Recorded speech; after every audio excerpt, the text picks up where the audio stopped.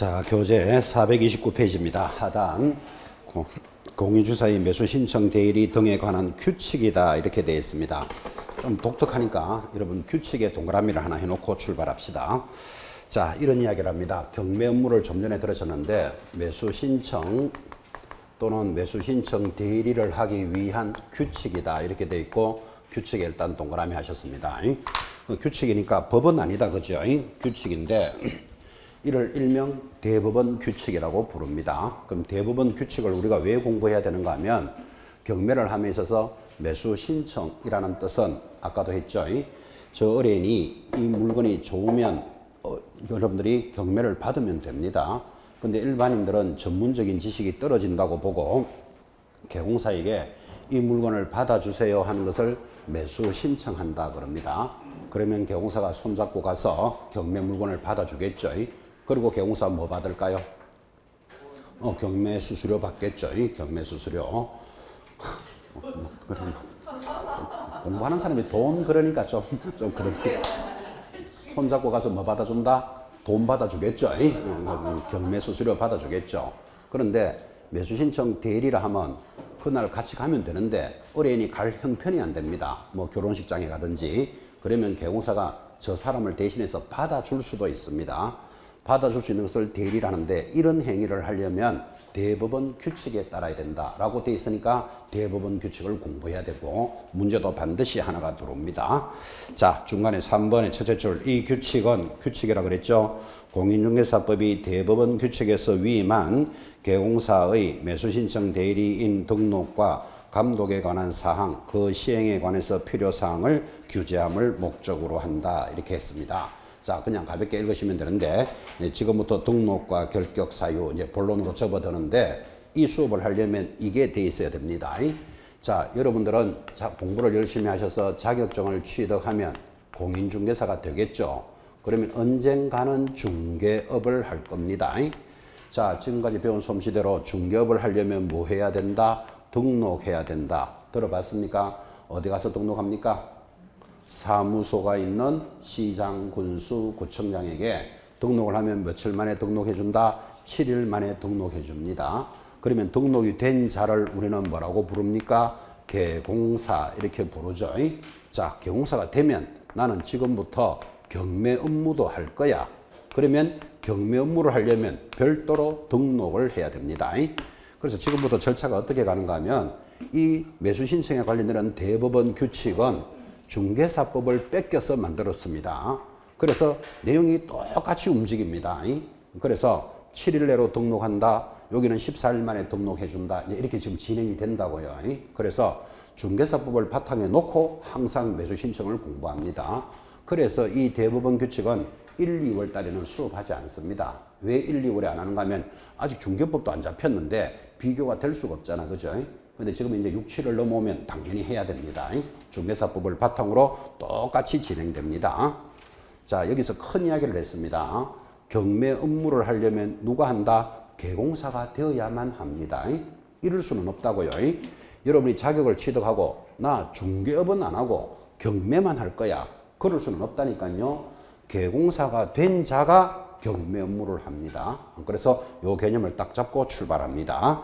자, 그러니까 1번 내려가잖아요. 동그라미 1번. 누구에게? 지방법원장에게 등록을 해야 된다. 체크하셔야 됩니다. 자, 지금 우리 중개업을 할 때 등록은 누구한테 한다고요? 등록관청이 하잖아요. 사무소가 있는 시, 군, 구. 그런데 중개업을 등록하려면 어디 가서 해야 된다? 지방법원장. 갈로 열고 14일 이렇게 적어 놓으시기 바랍니다. 14일 내로 등록해 줍니다. 자, 등록 요건입니다. 비교합시다. 여러분 중개업을 할 때 등록 요건 필기는 하지 말고 지금 중개법하고 계속 복습합니다. 등록을 하려면 첫째, 자격을 취득할 것, 실무교육 이수할 것, 사무소를 확보할 것. 그게 등록 기준이었죠.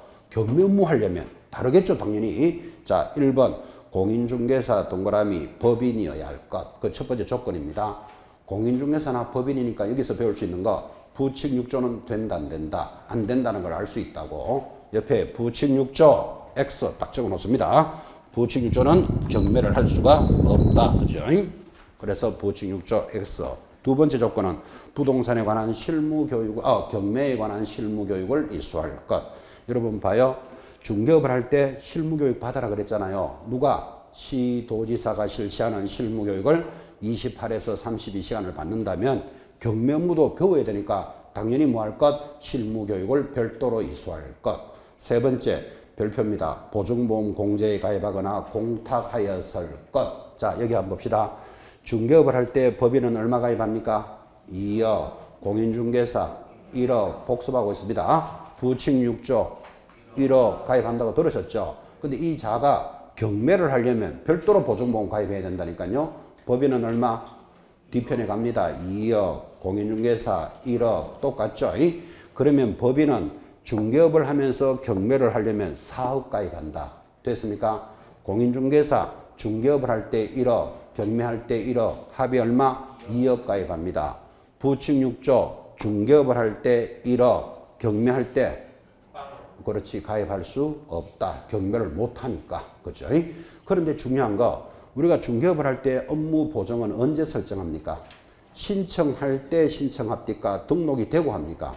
등록이 되고 등록증 교부 전에 보정을 설정하라. 그렇게 공부했잖아. 그죠? 그런데 여기는 한번 봐요. 경매는 신청할 때 보정 가입해야 돼. 그죠? 요게 문제예요. 그래서 별표 찍은 거예요. 왜 그럴까요? 중개업을 할 때는 등록을 신청할 때 보정 가입 안 해요. 왜 그럴까요? 등록이 될지 안 될지도 모르는데 이 보정부터 가입해라. 그럴 수가 없잖아. 그죠? 그래서 등록이 되고 보정을 가입한다면 여기는 개공사는 벌써 등록된 자잖아. 그러니까 업무 보정부터 설정하는 게 기준이에요. 시험에 이게 잘 돌아요. 업무 보정을 설정하고 신청할 것. 넘어가서 그 내용들이 위에 설명되어 있습니다. 430페이지 상단 주의 돼 있죠. 지금 설명했는 게 거기 있으니까 별표 딱 찍어놓고 나중에 한번 읽으시면 됩니다. 설명은 다 들었고. 자, 그러면 3번 등록증을 교부해 주는데 지방법원장은 매수신청 대리 등록을 한 자에게 등록증을 교부하여야 한다. 갈로 열고 며칠 내로 14일 그렇게 표합니다.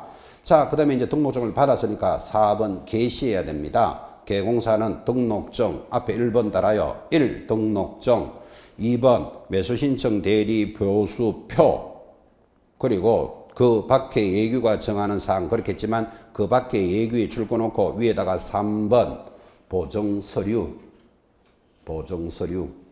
세 가지를 보기 쉬운 곳에 게시합니다. 자, 체크는 해드렸고 다시 묻습니다. 중개업을 할 때 게시해야 되는 거 공부했습니다. 뭐 게시합니까? 등수보자를 게시한다. 이거 위반하면 100만 원짜리 과태료입니다. 등이 뭐지요? 등록증 받았는 거 걸어 놓습니다. 수수료표, 보정서류 나 1억 가입돼 있다 이거죠. 자, 자격증 원본을 게시하라고 공부했습니다. 그래서 모의고사 치고 나면 나 등수를 보자 하면 게시돼 있다. 이거 체크하시는데 등수보자 네 가지를 게시하면 경매 업무 할 때 세 가지를 게시하라고 지금 번호 달았다니까요. 뭐를요? 등수보를 게시합니다. 등이 뭐죠? 매수 신청할 때 경매 등록증 받았는 거 그것이 게시합니다. 등록증. 그 다음에 경매 보수표. 그죠? 그 다음에 보가 보정 가입한 서류. 여기는 자격증이 없어. 요거 잘 보라고. 그죠?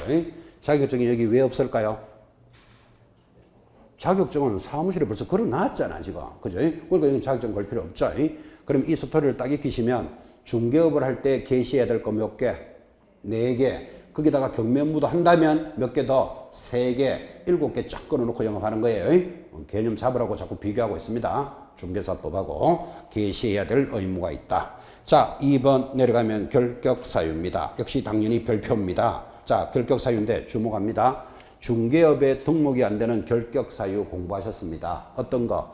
미성년자, 피한정후견인, 피성년후견인, 파산자는 등록할 수 없는 결격사유 공부하셨죠? 근데 경매에 대해서도 결격사유가 있다고. 그러면 우리 중개사법과 경매에 관련되는 결격사유가 같지는 않겠죠? 왜 그러냐면 결격사유가 없으니까 이 사람이 등록돼 있잖아 지금. 그럼 개공사가 경매를 할 때 결격사유는 이렇다 이 말이에요.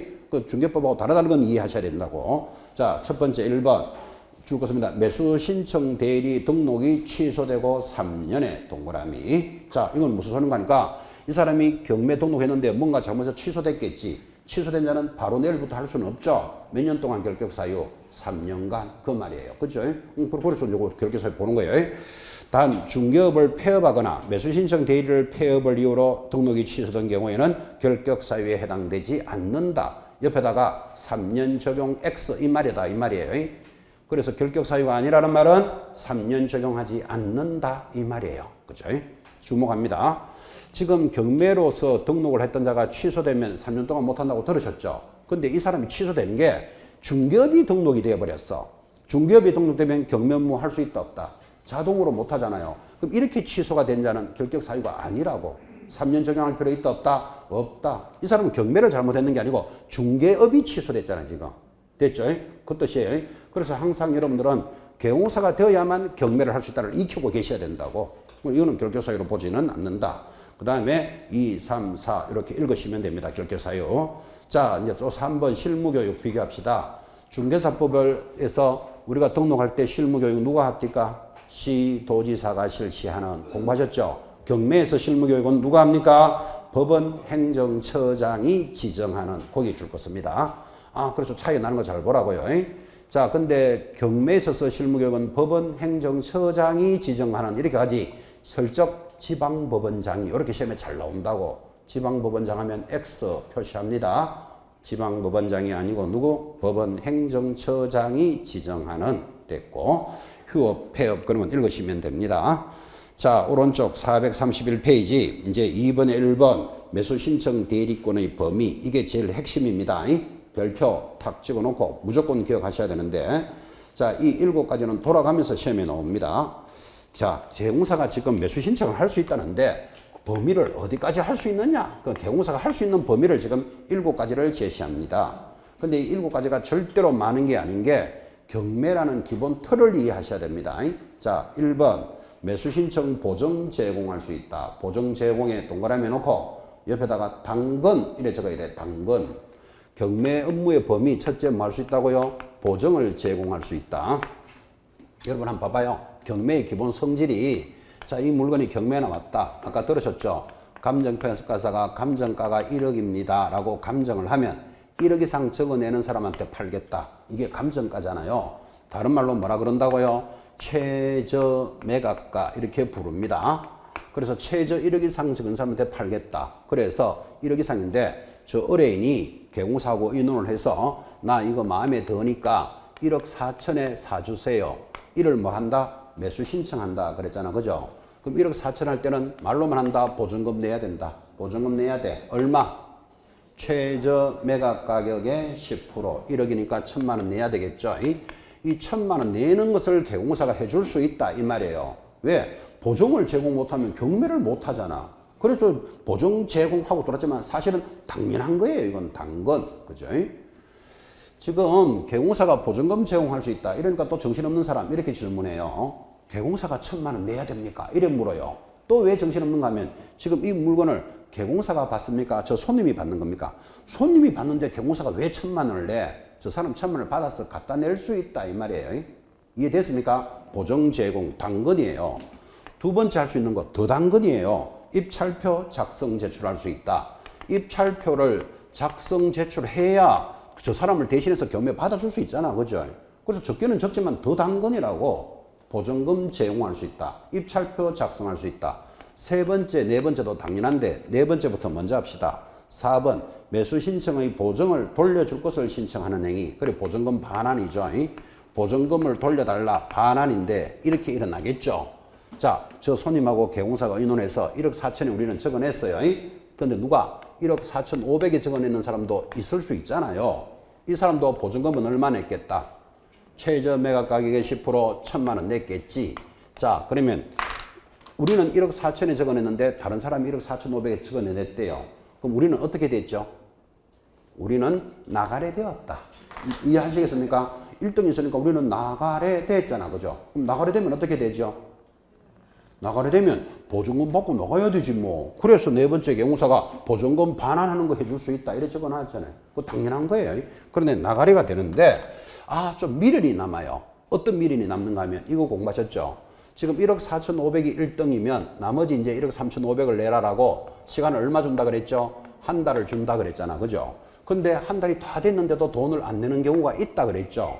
그럼 돈 안 내면 무슨 경매합니까? 재경매한다. 그럼 재경매하면 다시 날짜를 받아서 공고하고 통지하면 또 시간이 막 흘러간다고. 그래서 법원에서 야, 2등이 네가 미련이 남았으면 뭐 해줄 수 있다? 차순위가 두 번째 2등이 차순위 매수 신고도 해줄 수 있다. 그럼 2등이 미련이 남았다면 혹시 1등이 안 내거든. 내가 당첨된 걸로 해주세요. 이렇게 신청을 딱 해놓으면 1등이 안 내면 내가 당첨된 걸로 하는 거예요. 그러면 시간을 많이 줄일 수 있잖아. 그죠? 그래서 경우사가 뭐도 해줄 수 있다? 차순위 매수 신고도 해줄 수 있다. 미련이 있으면 하고 없으면 바다가 나가면 되고. 됐죠? 현장에서 차순위 매수 신고 잘 할까요? 안 할까요? 거의 안 합니다. 거의. 왜 그러냐면 지금 이제 이 물건이 아파트가 인기가 있었겠지. 10명이 신청했어요. 경매는 아무리 많이 신청해 하더라도 제일 중요한 사람이 1등이 제일 중요한 거예요. 그래서 10명 중에서 1등, 2등만 딱 잡고 3등부터는 그냥 보조금 돌려줘요. 그냥 어차피 나가리 됐으니까. 1, 2등이 딱 나오면 2등 보고 차순위 하시겠습니까? 이렇게 물어봐 준다고. 미련이 남았으면 하겠소? 하면 하는 거고 안 하겠소? 하면 보조금 받아서 가는 거예요. 근데 현장에서 차순위 신고 잘 한다 안 한다? 안 한다고. 왜? 지금 하겠소? 하면 이 사람이 돈 낼지 안 낼지 한 달 기다려 봐야 되잖아. 근데 한 달을 기다렸는데 돈을 냈다네? 그럼 나는 또 나가야 됐잖아. 그것도 그때 한 달 뒤에 받으러 가야 돼. 차라리 그 돈을 빨리 받아서 다른 물건 받는 게 더 빨라요. 그래서 현실적으로는 차순위 신고는 잘 안 한다고. 근데 만약에 차순위 신고 하겠습니까? 하니까 하겠습니다. 이러면 1등이 걱정해요. 저 인간이 왜 하지? 내 돈 내지 말란 말인가? 막 이렇게 이 사람 막 고민이 막 빠져요. 갑자기 내가 뭘 잘못했나? 저게 왜 지금 신청 들어오지? 막 고민한다니까요. 그 이제 고민하는 이유는 이렇게 있어요. 지금 여기 500만 원 때문에 2등 했잖아요. 그럼 나 이 땅이 꼭 있어야 되는 사람이에요. 그럼 500만 원 때문에 지금 2등을 했으니까 차순위 신고를 딱 해놓고 밖에 나가서 1등을 만나요. 나 이 땅 꼭 있어야 된다. 이런 사정이다. 그러니까 내가 500만 원 더 줄 테니까 당신이 좀 포기해 주세요.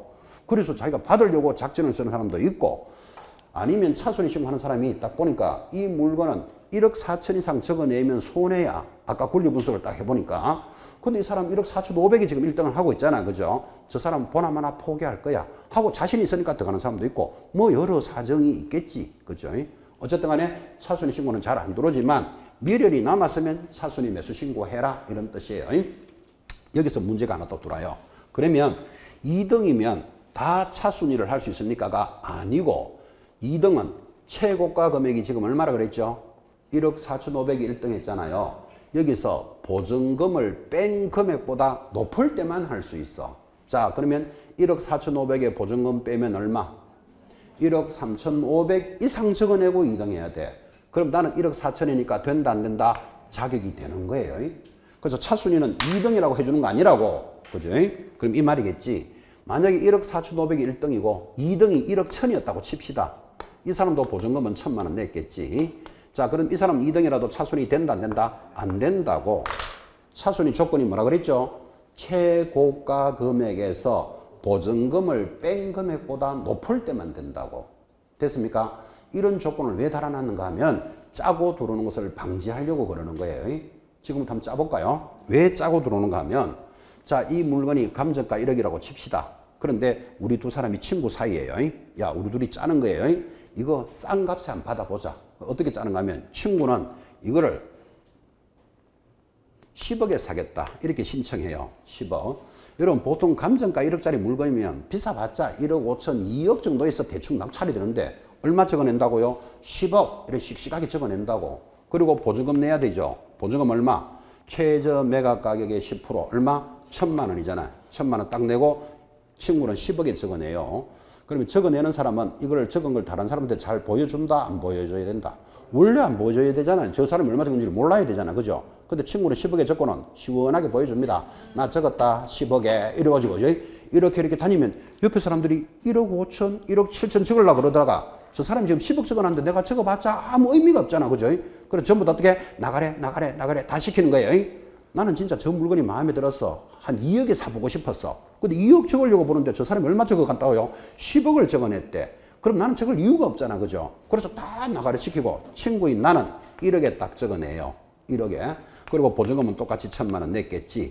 그리고는 우리 두 사람이 친구 사이니까 1등 10억, 2등 1억 둘이 나왔겠죠. 2등 보고 차순위 하겠습니까? 이렇게 물어본다고. 네, 합니다. 하고 친구는 나중에 포기하도록 만든다고. 그럼 나는 얼마에 받을 수 있다? 이걸 1억에 받을 수 있잖아. 이런 것을 방지하기 위해서 최고가 금액이 얼마다? 10억에서 보증금을 뺀 금액보다 높을 때만 받아준다고. 10억에서 1,000만 원 빼면 얼마? 9억 9천 적어내고 2등 해야 돼요. 되겠죠? 짜고 들어온 것을 방지하기 위해서 차순위 기준이 계산 문제 2번 나왔어요. 시험에서. 자, 다시 한 번 더.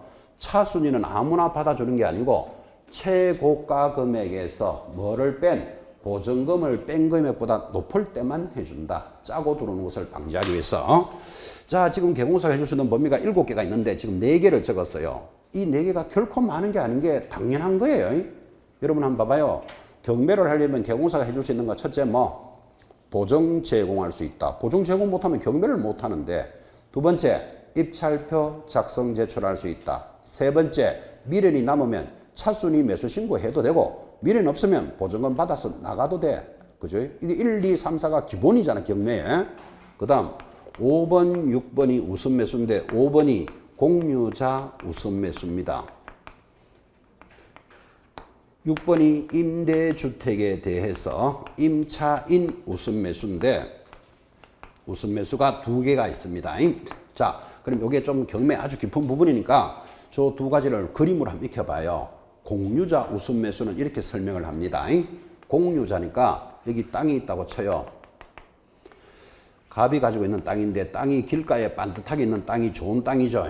근데 이 7억 상당의 토지라고 칩시다. 근데 갑이 사망을 합니다. 그럼 갑이 사망하면 땅 주인은 누가 될까요? 자식들에게 상속되겠죠. 자, 부인이 한 사람 있고, 뭐 누구는 부인이 둘이 있나 이러던데 부인이 하나 있고 아들, 딸이 있다고 칩시다. 그러면 원래 갑이 가지고 있던 부동산을 사망에 의해서 세 사람에게 상속이 되니까 우리는 이거를 공유물이다 이렇게 부릅니다. 세 사람이 소유하게 됐잖아. 그죠? 부인에게 얼마 돌아갈까요?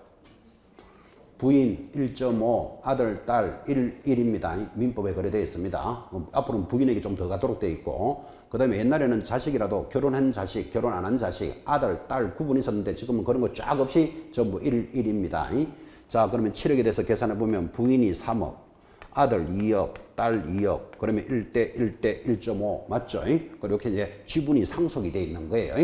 자, 이렇게 상속이 되어 있는 땅이었는데 이제 이 딸이 언젠가는 성장을 하겠죠. 다 커가지고 아버지로부터 받은 지분 2억을 나는 팔고 나가야 되겠다. 이런 시절이 한 번은 올 거잖아. 그죠? 그러면 이 땅 전체에 대해서 2억이라는 지분이지 너의 땅은 여기서부터 이까지다. 이렇게 경계를 한 적은 없잖아. 그죠? 그래서 공유물에 대해서는 나중에 이제 이거를 처분하려면 반드시 뭐를 짜야 된다? 경계를 잡아야 돼. 그를 공유물 분할한다. 이렇게 말한다고요.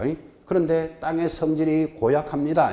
얼마나 고약한가 하면 길가에 있는 땅 이만큼은 평당 3천만 원도 넘어. 길가에 있는 땅은. 근데 뒤에 있는 건 다 야산이다. 평당 100만 원도 안 돼요. 그러면 부모 자식 간이라도 좋은 땅 가지고 싶다, 나쁜 땅 가지고 싶다. 좋은 땅 가지고 싶겠죠. 부모 자식 간이라도. 물어봅시다. 본인이 딸이라면 그죠?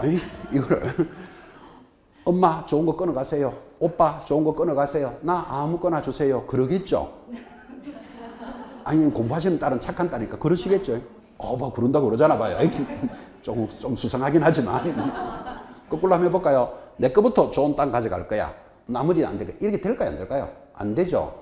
이러니까 어떤 분은 그러면 세 사람이 합의해가지고 좋은 땅도 세 사람 나누고 나쁜 땅도 세 사람 나누고 하지 싶으죠. 이 땅은 얼마나 이해관계가 든지 앞에 있는 거 평당 3천만 원 넘는데 이쪽 땅은 뭐 내년에 지하철 개통된다네. 또 평당 1,500만 원씩 됐다네. 여기는 건널목이 들어온다네. 아유 복잡하다니까 이게. 그죠? 그러면 부모 자식 간이라도 해결이 안 되면 결국은 소송해야 됩니다. 재산 때문에 소송하는 거 많이 보셨죠? 그래서 그거를 공유물 분할 청구 소송을 내는데 판사도 이래라 저래라를 못 끊는다고. 워낙 이해관계가 예민하니까. 그럼 판사가 마지막에 뭐라고 판결을 내는가 하면 팔아라. 팔아가지고 1.5대 1 돈으로 가져가라. 도저히 해결을 못하겠다. 이제 이렇게 마지막 코스로 가는 이런 험한 땅에 만약에 이 아들이 빚이 많아요. 아들이 빚이 많으니까 돈 빌려준 사람이 야 돈 갚아라 그랬겠지. 그러니까 아들이 나 재산 없어 이러는 거예요. 재산 없어 했는데 알고 보니까 아버지로부터 받은 지분이 2억이 있잖아. 그죠? 그래서 지분에 대해서도 경매를 할 수 있습니다. 지분에 대해서 경매를 해가지고 K라는 사람이 1억의 낙찰을 받았어요. 잘 받았다? 못 받았다? 잘 받았잖아요. 얼마짜리를? 2억의 지분을 경매해가지고 얼마에 받았다? 1억에 받았다. 그럼 잘 받은 거잖아요. 그럼 1억에 받았으니까 이제는 아들 대신에 이름이 뭐가 들어가면 된다? K가 딱 들어가면 되겠죠. 그러면 이 땅은 싸울 것이 불불 듯이 보이죠, 지금. 부모 자식 간이라도 문제가 있는 물건을 제3자가 타고 올라오면 이건 분쟁이 일어날 확률이 100% 있는 거잖아, 그죠? 그래서 우리 법에서 어떻게 만들었는가 하면 공유자가 누군가 하면 여기 엄마나 딸이겠지가 이 사람 당신이 1억에 받았습니까? 그걸 내가 먼저 사겠소. 우선 매수할 수 있도록 해준다고요. 그럼 예를 들어서 딸이 이 K에게 당신이 1억 받았어. 내가 우선 사겠소 하면 딸에게 먼저 순서가 넘어간다고. 그리고 받았던 K는 2등으로 탁 떨어져요. 차순위로. 왜? 딸이 사겠다 놓고 마지막에 돈 안 넣을 수도 있잖아요. 안 넣으면 자기가 된 걸로 해줘야 되니까 2등에 탁 내려간다고. 그런데 딸이 이걸 사겠어 놓고 돈 안 넣을 일이 있다 없다? 거의 없죠. 그러면 여기 돈을 다 넣으면 여기 이름이 또 딸이 딱 들어가면 소유자를 줄여주잖아. 한 사람이라도. 그죠? 그래서 우리 법에는 공유자가 뭐 할 수 있다? 우선 매수할 수 있다라는 제도가 있다. 이거 이야기하려고 지금 여기까지 간 거예요. 그래서 개공사는 공유자 우선 매수도 해줄 수 있다. 여기서 여러분들은 팁을 2개 배웁니다. 팁이 첫째, 지분도 경매할 수 있다. 요거 하나 배우셔야 되고, 두 번째 팁은 여러분들은 이런 지분이 경매에 나오면 받는 게 좋다, 안 받는 게 좋다. 안 받는 게 좋다도 지금 배우셔야 돼. 내가 힘들게 받았어. 이 땅이 경기도 용인에 있는 땅이에요. 그럼 용인까지 여러분 몇 번이나 가봤겠지. 등기부등본 몇 번 떼보고 그죠? 시간과 경비와 노력을 투자해서 내가 털커덕 낙찰 받아도 공유자들이 먼저 사겠소 하면 넘겨줘야 된다고. 그래서 여러분이 초보 때는 지분이 경매에 나오면 절대로 안 받는 게 좋아요. 남 좋은 일을 시킨다. 이거 기억해 놓으셔야 돼요. 이거를 경매 현장에서는 봉사, 눈 닦아준다, 길 닦아준다 그래요. 봉사 캄캄한 사람한테 길 가도록 만들어준다. 이런 뜻을 이야기해요. 경매 시장에서는 팁이 2개입니다. 지분도 경매할 수 있다. 하나 배우고, 초보 때는 웬만하면 안 받는 게 좋다. 팁을 2개로 배우셔야 돼요. 그런데 이제 경매 초보 때는 그렇고 선수가 되면 이런 물건만 받으러 다니는 사람이 있어요. 왜? 그 선수는 이걸 이겨낼 자신이 있는 사람이에요. 이거를 받아 놓으면 뭐 개발이 되거나 하면 보상을 받을 수 있다든지 뭔가 이유가 있는 거라. 그죠? 그러니까 선수들은 이런 것만 봐요. 초보 때는 안 보는 게 좋다. 이것도 팁으로 익히셔야 됩니다. 자, 그래서 공유자 우선 매수를 개공사가 해줄 수 있다. 6번째, 임대주택에 대해서 임차인도 우선 매수해 줄 수 있는데 설명을 이렇게 합니다. 여러분 지금 아파트를 지을 때 서민들이 몇 억이 되는 돈을 한 번에 갖다 낼 수가 없잖아. 그죠? 그래서 일정한 아파트를 지을 때는 30%의 임대주택을 지어라. 이런 말 들어봤습니까? 자, 임대주택이라는 것은 내가 지금 여기 살고 있지만 내 것이 아니고 30년 동안 뭐 30년 임대주택 이런 거 들어봤으면 영구 임대주택 이런 것도 있습니다. 30년 동안 월 50만 원씩 내면 이제 내가 살 수 있는 주택, 그거를 임대주택이라 그럽니다. 아파트를 지을 때 30% 정도는 임대주택을 지어라. 서민들을 위해서. 그런 제도가 있습니다.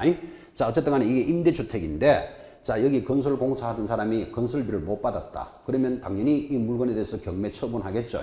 그래서 누군가 낙찰을 받았어요. K가 낙찰을 받아서는 이 아파트에 들어가서 야, 이거 내 낙찰 받은 거니까 당신 나가시오. 그러면 이 임차인이 보호를 못 받는다고. 그래서 임대주택에 대해서는 저 사람이 받은 금액에 대해서 임차인이 내가 사겠소. 먼저 살 수 있는 권한을 줍니다. 왜? 임차인을 보호해 주려고. 이런 임대주택에 대해서 임차인 우선 매수를 개공사가 해줄 수 있다. 지금 그 이야기를 하고 있는데 이게 질문이 굉장히 많이 들어오니까 이거를 비교해서 이해를 한번 해보시기 바랍니다. 자, 지금 이 아파트는 임대주택이 아닙니다. 일반적인 아파트입니다. 여기에 시세가 한 2억쯤 된다고 칩시다. 그때 1번에 저당권이 1억 5천이 설정되어 있습니다. 그 다음 2번에 임차인이 5천만 원의 전세를 산다고 칩시다. 여러분 딱 그림 보니까 답답하다 안 답답하다?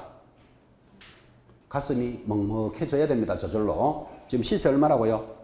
2억짜리 아파트에 1번 저당이 얼마라고요? 1억 5천. 그럼 만약에 이 물건이 경매 처분되면 한 1억 5천 내려올 수 있겠죠. 1억 5천 내려오면 1번 다 주고 나면 2번 임차인은 5천만 원이 지금 날아가는 상황입니다. 이게. 여러분 그 시세 한 2억짜리 되는데 1번 저당 1억 5천이면 거의 다 잡혀 있는 겁니다. 그 이런 데는 들어가면 안 돼, 세입자가. 근데 이 세상을 살다 보면 평탄하게만 사는 게 인생이 아니라고요. 이게 원래 아파트가 시세가 3억짜리였어요. 3억짜리인데 1억 5천 있더라도 이번 임차인이 1억 5천이 만약에 2억 정도 아파트가 내려오면 1억 5천 자기가 죽어도 내 거 어지간하면 받을 수 있잖아. 그래서 3억일 때 괜찮아서 들어왔는데 아파트 시세가 자꾸 떨어져서 2억까지 내려왔다니까요. 그러면 이제 이 사람이 이제 위험에 빠지기 시작하는 거예요. 그 인생을 살다 보면 이런 경우도 있고, 또 원래 시세가 2억인데 임차인이 들어올 때 보니까 저 당이 너무 많이 잡혀 있어, 좀 위험한데, 애가 자그만치 4명이나 있어요. 연년생으로 절절절절절 딸려가지고 애 4명 있으면 어디 세어 들어가면 세 잘 준다 안 준다? 안 준다고. 지금 이사는 나갈 때가 됐는데 집을 못 구했어. 근데 이 집에는 가보니까 조금 위험하긴 하지만 건물 집주인이 인상이 좋은 사람이고, 또 1억 5천 저당돼 있더라도 내가 2년 살다 나갈 때 보증금만 받아서 나가면 되잖아. 지금 안 그러면 방 구할 데도 없는데. 이래서 무리하게 들어간 사람도 있어요. 이런 등등의 사연으로. 자, 그런데 드디어 들어가서 한두 달 살다 보니까 1번 저당권자가 돈 안 갚아준다고 경매 신청한다네. 그러면 이제 2번이 가슴이 먹먹한 거예요. 보증금 날아가기 직전이잖아. 그죠? 그런데 질문을 뭐라고 하는가 하면, 지금 이 물건이 시세가 2억이니까 경매 처분되면 나는 거의 꽝 됩니다. 그런데 내가 이거를 만약에 1억 5천에만 받을 수 있다면 1번 1억 5천 물어주고도 집은 내가 남잖아. 돈을 안 받아도. 그러면 내가 결국은 5천만을 복구할 수 있으니까 세입자인 내가 먼저 받을 수 있습니까? 이렇게 질문을 많이 하는데 답은 안 된다라고. 임대주택에 대해서는 임차인이 먼저 받을 권리를, 우선 매수할 권리를 주지만 일반 주택에는 이런 게 없다. 이렇게 비교해서 기억하시라고요.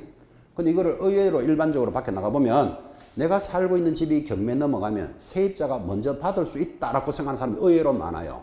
그거는 어디에서 해당되는 소리다? 임대주택일 때. 그렇게 해서 비교해서 기억하라 이 말이죠. 그래서 개공사가 임대주택에 대해서 임차인 우선 매수도 해줄 수 있다. 이제 마지막 7번째가 아까 했죠. 우선 매수를 2개가 탁 들어오면 그 낙찰 받은 사람은 2등으로 딱 떨어진다 그랬잖아. 그죠? 그 차순위로 대기해 본들 큰 덕이 없겠죠.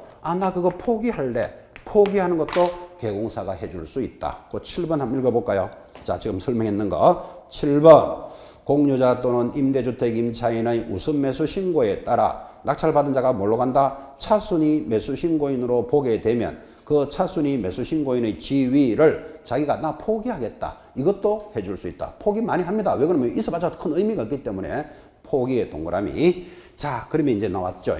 개공사가 해줄 수 있는 범위 가장 중요합니다. 이거. 그래서 7가지가 나왔는데 아까 1, 2, 3, 4 이거는 경매의 당근이에요. 당근. 그 다음에 우선 매수하는 게 2개예요. 그 다음 마지막에 포기니까 이 7가지를 반드시 익히셔야 되는데, 공부 얇게 하는 사람은 보, 임, 차, 보, 공, 임, 포 이렇게 이제 앞글자를 따서 공부하는 사람도 있어. 안 하는 것보다는 낫겠지만 보, 임, 차, 보, 공, 임, 포 해놓고 임이 뭔데요 하면 몰라요 이러면 날 새는 거예요. 자, 일단 7가지를 무조건 기억하셔야 되는데, 문제를 물을 때 하나, 둘, 셋, 4가지다가 안 되는 놈이 들어오겠지 보나마나. 그죠? 답으로 들어올 수 있는 것을 또 한번 적어봐요. 옆에다가 대금을 납부할 수 있다. 이 대금 납부하는 게 범위에 들어간다 안 들어간다? 안 들어가잖아. 그죠? 그럼 대금 납부는 누가 한다? 당사자들이 직접 해야 되지 개공사가 해줄 수 있는 범위가 아닙니다. 배당을 요구할 수 있다 하면 X입니다. 또는 인도, 명도, 소송을 제기할 수 있다. 이거 당사자들이 해야 되지 X예요. 자, 한 3가지 정도를 적고 교재에도 그렇게 표시가 되어 있습니다. 교재에도 표시가 되어 있는데 할 수 있는 범위 7가지를 기억하든지 못하는 걸 기억하든지. 그죠? 그렇게 해서 이 단어를 딱 잡고 계셔야 됩니다. 대금 납부, 배당 요구, 인도, 명도, 소송 이런 건 누가 해야 된다? 당사자가 직접 해야 되지 개공사가 해줄 수 있는 범위에 들어가지 않습니다. 이 3가지를 기억하는 것보다는 사실은 7가지 범위를 아는 게 원안입니다. 원안. 그렇게 해서 지금 설명을 진하게 했으니까 별로 어려운 건 없죠. 1, 2, 3, 4는 경매의 성질이에요. 경매의 성질. 그 다음에 5번, 6번이 뭐다? 우선 매수 2개밖에 없어. 경매에 있어서 공유자 우선 매수, 임대주택 임차인 우선 매수. 그 다음 그 2개 포기하는 거. 결코 힘든 사항은 아닙니다. 7가지 반드시 익히셔야 됩니다. 다시 교재로 돌아가서 2번 매수 신청 대상물 동그라미 합니다. 하단으로 토, 건, 입, 광, 공. 동그라미 해놓고 보니까 토, 건, 입, 광, 공이 뭐였죠? 중개 대상물만 경매 받아주는 거예요. 여러분 경매 법정에 가보면 자동차, 비행기, 선박, 건설 기계 이런 거 경매합니다. 근데 그런 걸 받아주지는 못하고 중개할 수 있는 물건에서만 받아줍니다. 중개할 수 있는 물건이 뭐라고요? 토, 건, 입, 광, 공만 중개 대상물이다. 그런데 밑에 저자가 잘 적어놨죠. 주의. 입, 광, 공은 중개 대상물 맞다. 동그라미. 그런데 거래 신고할 필요는 없다. 그런데 매수 신청 대상물이 된다. 됐습니까? 그거 의미 있게 잘 보시기 바랍니다.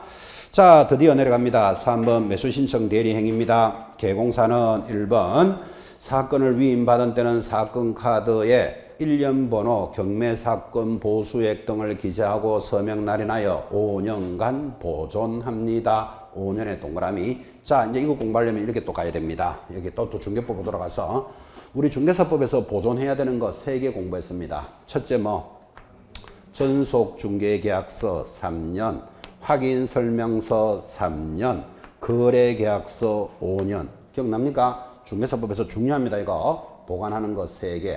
그런데 경매를 하려면 보관하는 게 2개가 있다니까요. 지금 사건 카드 몇 년? 5년. 그리고 또 한장 넘겨봐요. 넘어가면 상단에 경매 물건에 대한 확인 설명서, 거기 확인 설명서 줄 하나 꺼놓고 거기 동그라미 2번에 마지막 줄에 몇 년간 보존합니까? 5년간 보존합니다. 자, 그래서 경매할 때는 사건 카드 5년, 그리고 경매 물건에 대한 확인 설명서 몇 년? 5년 보존합니다. 자, 그럼 다시 대답합니다. 중개업을 할 때 보관하는 거 몇 개? 3개. 경매할 때 보관하는 거 2개. 합의 5개. 5개니까 오지선다형 문제 내기 좋아요, 이거. 그리고 다행인 것은 경매는 전부 다 몇 년이다? 5년이다. 그죠? 요거 비교해서 공부합니다. 지금 중개사법 복습하면서 계속 비교하고 있습니다. 자, 그 다음에 또 한번 물어봅시다. 우리 중개사법에서 확인 설명서는 3년 보존하는데 확인 설명하는 게 뭐였지요? 확인 설명하는 거 중도, 수도, 소공의 세, 예, 실, 색시까지 설명해라. 중개 대상물에 대한 기본적인 사항, 도로와 도색, 도배 등의 상태 이런 것들을 했다면 경매 물건에서도 확인 설명해 줘야 될 거 아니라 그죠? 그럼 경매 물건의 확인 설명서 거기 올라가서 1번 제일 위입니다. 위임을 받은 경우에는 권리관계 동그라미 경제적 가치 동그라미 거기 별표입니다. 경제적 가치 그리고 매수인이 부담할 사항 부담의 동그라미 그것을 설명해 줍니다. 중도수도 소공하고 다르잖아요. 봐요. 그죠? 자, 권리관계가 뭔가 하면 저 의뢰인이 이 아파트를 경매 받아주세요 하면 개공사가 이 아파트에는 D항력 있는 세입자 있습니다. 이렇게 설명해 줘야 되잖아요. D항력 있는 세입자가 있습니다. 이런 걸 권리관계. 그 다음에 경제적 가치가 들어간다는 게 시험에 잘 나와요. 자, 이 아파트는 시세가 5억인데 당신은 3억에 받으면 괜찮습니다. 이거를 경제적 가치라 그래요. 우리 중개대상물을 설명할 때는 경제적 가치 설명한다 안 한다? 안 합니다. 5억짜리 아파트를 팔아주시오, 사주시오 하면 개공사가 중개를 하지 매수자한테 이거 시세가 5억인데 4억 좀 사면 괜찮습니다. 말이 안 맞잖아. 이거는 지금 경매는 말이 되잖아요. 이거 5억짜리인데 당신이 4억 5천에 사면 좋습니다. 경제적 가치를 설명해 준다니까요. 그거 별표 딱 찍어놓고 그 다음에 부담할 사항 오늘 들으셨죠? 삭제되는 사항은 안전한 권리잖아요. 그 삭제되는 권리는 설명 안 해도 되잖아. 안전하니까. 위험한 권리는 설명해 줘야 된다고. 부담할 사항 됐죠? 그래서 확인 설명하고 정리를 하셨습니다. 밑에 내려가면 3번도 그런대로 중요합니다. 밑에 3번 대리 행위의 방식 별표 놓고 자 대리 행위는 대리권을 증명하는 문서를 제출하는데 다만 같은 날 같은 장소에서 대리 행위를 동시에 할 때는 하나의 서면으로 가름할 수 있다. 이 말입니다. 주목합니다. 저 의뢰인이 이 아파트를 경매 받아주세요 하고 의뢰가 들어오면 개공사가 일단 내가 받았던 등록증 일할 수 있다는 사본이 있죠. 등록증 사본에다가 저 사람의 인감이 첨부된 위임장을 가져가서 대리하는 거예요. 이해하겠죠? 자, 그런데 같은 날 같은 장소에서 그러니까 오늘 9시, 10시부터 경매하는데 1번에 아파트하고 3번에 오피스텔 2개를 받아주세요. 그러니까 같은 날 같은 장소에서 이루어지면 서류는 한 번만 갖다 내면 된다고. 그건 이해되죠? 근데 같은 날 같은 장소가 아니면 할 때마다 위임하는 서류는 갖다 내야 되죠. 그죠? 근데 법인이면 누가 가져가야 될까요? 그래서 동그라미 2번 법인인 개공사 줄 딱 꺼놓고 대리권을 증명하는 문서 외에 뭐를 가져가야 된다? 자격을 증명하는 문서. 그러니까 대표자라는 자격증을 하나 더 가져가야 돼. 대표자라는 걸 뭘로 나타낼까요? 대표자라는 거 법인 등기부에 나타나잖아. 그 법인 등기부를 하나 더 갖다 넣어야 된다고요. 그래서 법인에는 대표자를 나타내는 서류를 하나 더 가져갑니다. 동그라미 3번 별표 딱 찍고 개공사에 동그라미 해놓고 대리 행위를 함에 있어서 매각 장소 또는 집행법원에 줄 것입니다. 직접 출석하여야 한다. 자, 동그라미 했는 거고 줄 거는 행위를 하면 누가 직접 출석한다고요? 개공사가 직접 출석합니다. 그러니까 이 말에서 뭐를 느끼는가 하면 소공사나 중개보조원 경매할 수 있다 없다? 못한다 이 말이에요. 근데 여러분 얼마나 잘 당하는가 하면 우리 중개업을 할 때는 업무를 수행한 소공사 계약서 작성할 수 있다 들으셨죠? 이것 때문에 거기 갖다 붙인다고. X예요. 경매는 누구밖에 못한다? 개공사만 하는 거예요. 법인의 임원 이런 사람도 하는 거 아니에요. 개공사고 법인에는 누가 가야 된다? 대표자만 할 수 있는 거예요. 그 개념을 굉장히 중요하게 잡으셔야 됩니다. 소공사 경매 자격증이 있으니까 경매할 수 있다는 느낌이 확 오도록 문제 냅니다. 개공사가 직접 출석해야 된다. 잡았습니까? 주의할 것. 보수와 영수증 참고로 읽으시면 되고 의무와 금지 행위 오른쪽으로 들어옵니다. 433페이지 상단에 금지 행위가 들어오는데 우리 중개사법에서는 금지 행위 굉장히 강조했습니다. 기억납니까? 거금을 받고 매매에 협조하면 1년에 1,000이고 누구든지 방해 유도하면 3년에 3,000 하고 우리가 암기도 막 하잖아. 그죠? 중개사법에서의 금지 행위는 중요한데 경매 행위의 금지 행위는 중요는 하지만 당연한 거예요. 그래서 여러분 이거 암기할 필요가 없어. 당연하다는 거 한번 봐봐요. 1번 이중으로 매수신청 대리 등록을 신청하는 행위 금지한다. 이거 공부 안 해도 당연히 금지라는 느낌 옵니까? 2번 하나 더 할까요? 매수신청 대리인이 된 사건에 있어서 매수신청인으로서 매수신청을 하는 행위. 여러분 한번 봐요. 저 의뢰인이 아파트를 하나 받아주세요 하고 매수신청이 들어왔어요. 근데 개공사가 딱 보니까 물건이 좋아. 개공사도 어차피 전체 경매물로 다 할 수 있는 건 아니잖아. 그죠? 아, 물건이 좋구나. 예, 받아줄게요 하는 코는 자기가 받았으는 아니 된다. 이 뜻이에요, 이게. 당연히 금지한다는 느낌 오죠? 하나만 더 합시다. 3번. 동일 부동산에 대해서 이해관계가 다른 2명 이상의 대리인이 되는 행위. 이 아파트 당신한테도 받아줄게요. 당신한테도 받아줄게요. 이렇게 하는 행위를 하여서는 아니 된다. 되겠습니까? 그래서 경매에 있어서 금지 행위는 쭉 보면 전부 다 뭐다? 금지할 수밖에 없는 것들이에요. 막 이거 외우고 들어올 필요 없어. 그죠? 개념을 딱 잡습니다.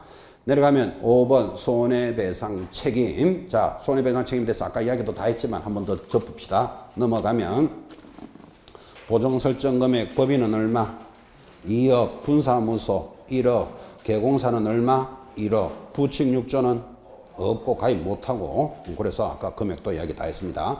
이 보정에서는 제일 중요한 게 이겁니다. 중개업을 할 때는 보정 언제 가입합니까? 등록이 되고 난 뒤에 가입합니다. 경매는 언제 가입합니까? 신청할 때 가입합니다. 그게 제일 중요합니다. 금액은 한 번만 들어도 되고. 그죠? 그 말이 지금 거기 433페이지 한번 봐봐요.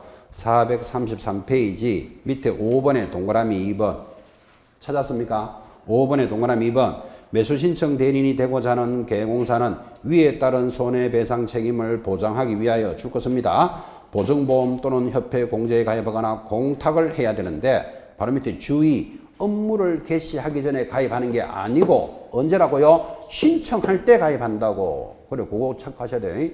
그래서 업무 개시 전 X 옆에 말하고요. 신청 시 이렇게 동그라미 딱 찍어놔야 된다고. 그게 제일 중요한 거예요. 금액도 중요하지만 그죠? 내내 앞에서부터 계속 강조해 왔습니다. 자, 다시 우리 자료로 돌아가서 434페이지. 자, 내려가면 7번 행정처분으로서 이제 지방법원에 등록을 했던 자가 절대적 취소 사유, 오른쪽에 임의적 취소 사유, 절대적 업무 정지 이런 거 있습니다. 양이 굉장히 많죠. 우리 중개사법을 할 때는 절대적 취소, 결사, 허리 들어봤습니까? 임의적 취소, 업무 정지를 계속 공부했지만 경매에서는 거의 안 나옵니다. 이 단어는. 그래서 가볍게 참고로 읽으시기 바랍니다. 양도 너무나 많고. 그런데 또 재밌는 게 하나 있습니다. 뭐가 재밌는가 하면 그냥 넘어졌어. 뭐가 재밌는가 하면 거기입니다. 거기 행정처분의 절차 됐고 거기 436페이지 한번 보십시오. 행정처분의 절차 해놓고 이거는 똑같죠. 1번 매수신청 대리 등록이 취소되면 등록증을 누구한테 반납해야 되겠습니까? 지방법원장한테 반납해야 되겠죠. 갈로 열고 7일 그거는 똑같아요. 중개사법도 7일이고 그 다음에 2번 업무정지는 줄 것입니다. 절대적 업무정지와 임의적 업무정지가 구분되어 있습니다. 재밌는 거 중개사법에서는 절대적 임의적 구분이 있다 없다? 없어. 그냥 업무 정지. 근데 여기는 뭐라고요? 반드시 시키는 사유, 할 수 있는 사유 이렇게 두 가지로 구분되어 있어. 그게 재밌어요. 더 재밌는 거 3번 줄것과 별표. 우리 중개사법에서 업무 정지는 얼마지요?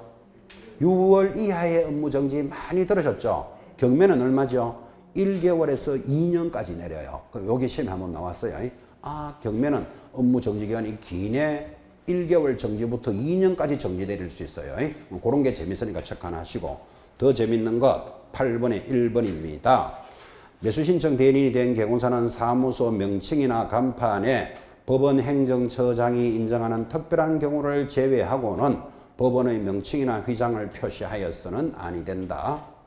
이런 이야기입니다. 나중에 여러분들이 중개사무소를 차려놓고 경매 업무를 하면서 중개사무소를 법정같이 꾸며가지고 서울지방법원장이 인정한 경매관리사 이런 거 이렇게 해놓고 하면 안 된다 이 말이에요. 그래서 법원의 명칭이나 휘장을 사용하여서는 아니 된다. 그 다음에 동그라미 2번 별표. 그때 개공사는 매수 신청 대리가 등록이 취소되거나, 자 취소의 동그라미, 또는 취소가 되면 사무실 내 외부의 시설물을 제거해야 됩니다. 표시를 없애고, 그 다음에 업무 정지를 받았을 때는 업무 정지 동그라미, 업무 정지된 사실을 줄 것입니다. 중개사무소 출입문에 표시하여야 한다. 그게 아주 재밌다고요. 자, 그럼 그걸 비교하려고 우리 중개업을 할 때 개공사가 1월 1일부터 5월 1일까지 나 업무 정지 받았다. 업무 정지 중이라고 명패를 사무소 출입문에 걸어야 된다. 이런 말이 있다 없다? 중개사법에는 없어요. 업무 정지 받았을 때 표시하여야 한다면 틀려요. 중개사법은. 옛날에 중개사법은 있었어요. 1월 1일부터 5월 1일까지 업무 정지면 업무 정지 중이다를 밖에 걸어놓고 있어야 되는데 이렇게 하라 그러니까 개공사들이 말 안 듣거든요. 1월 1일부터 5월 1일까지 정지인데 뭐라고 적어놓는가 하면 여름 휴가 중 이러고 가는 선수가 없나? 그죠? 내부 수리 중 하고 가는 선수가 없나? 지질이 말 안 들으니까 중개사법에서는 표시하지 마라. 이렇게 표시를 안 해요. 근데 지금 배우셨잖아. 매수 신청 대리는 업무 정지되면 언제부터 언제까지 업무 정지 중이라고 표시하여야 한다. 되겠습니까? 중개사법하고 비교해서 기억해 놓으셔야 돼요. 그래서 중개사법에서는 업무 정지됐을 때 비교할 필요는 없지만 매수 신청은 표시하여야 한다까지입니다. 자, 그렇게 해서 오늘 여러분들은 매수 신청 대리까지 끝단원까지 전체를 다 보셨습니다. 자, 이렇게 해서 이제 수업을 마무리하고 다음 주 수업 예고가 다음 주 7월 달부터 이제 문제풀이입니다. 여러분들은 문제풀이를 잘 들으시면 이제 실력이 30% 업데이트 됩니다. 지금까지는 뭐 했죠? 전부 이렇게 이론을 받아들이는 수업을 했잖아. 그죠? 근데 이제 다음 7월 8월에는 그걸 가지고 문제 답을 찾아내는 시간을 찾아가는데 해보시면 아시겠지만 하나의 주제 밑에 예를 들면 결격사유라는 하나의 주제 밑에 비슷비슷한 문제가 7, 8문제씩 연결이 됩니다. 그래서 여러분들은 계속 힘들지만 계속 풀다 보면 비몽사몽간에 답이 3번이다 4번이다 이렇게 가도록 만들 겁니다. 그리고 또 중요하거나 반복되는 문제는 직접 여러분한테 풀어가면서 문제도 진행을 할 겁니다. 어쨌든 간에 7, 8월 달 수업을 힘들지만 잘 따라오시면 이제 업그레이드 30%가 탁 틉니다. 그래서 다음 주에 문제풀이에서 만나도록 하겠습니다. 그런 분 있죠. 수업을 참석 잘 안 하시고 뭐 동영상이나 혼자서 문제집에도 다 뭐 해답 이런 건 다 있으니까 이거를 보고 공부하시는 분들은 이런 사람입니다. 여러분 자전거를 잘 타려고 자전거 배워보신 적 있죠? 자전거를 배우려면 자전거 타는 법을 동영상으로만 자꾸 보면 자기가 자전거 타집니까? 직접 타봐야 됩니까? 타봐야 돼. 그리고 자전거 타다가 넘어져도 져봐야 돼. 그지? 그래야지 그 사람이 자전거 타지. 동영상만 자꾸 자전거 타는 법 그것만 자꾸 본다고 자전거 타지는 거 아니죠. 그죠?